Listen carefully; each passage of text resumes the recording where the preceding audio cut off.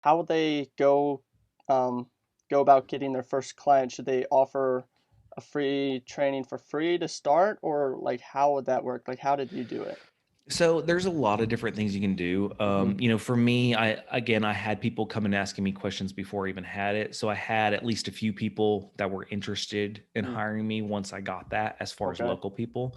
For the online space, I highly recommend a funnel system. Mm. So, something to where you can either sign them up to a text community or an email list and they get something free in return, whether it's Mhm. a little workshop or whether it's a PDF.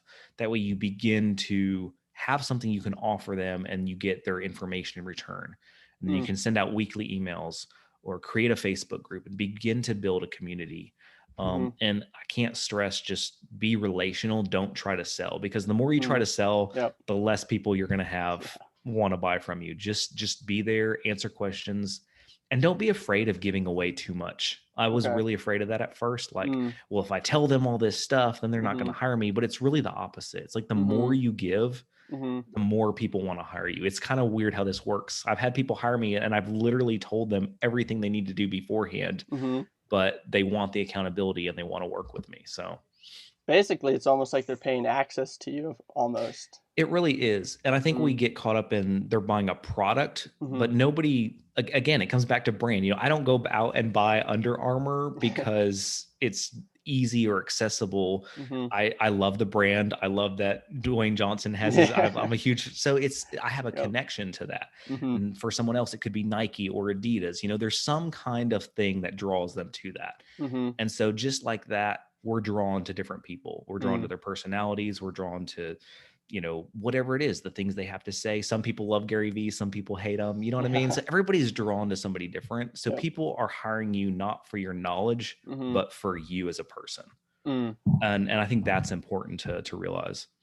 So have from you personal like branding yourself personally, have you noticed that helping to get more clients you like your ideal client you'd like to work with? How does because Yeah. I know some people like working with certain people more than others. Like how did that Mhm. work? Did that help?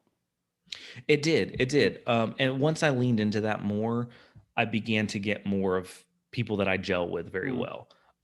Not to say that you always have a perfect client, but Yep. it's still people who are like minded. Mm. Because obviously, if they're listening to you, people are watching you for a long time before they choose to hit that buy button. Yep. And if they don't know you, if they haven't built a rapport with you, they're never going to hit that buy button. And I think Mhm. that's important to understand. Like, it takes time. You Mm. have to build that trust there.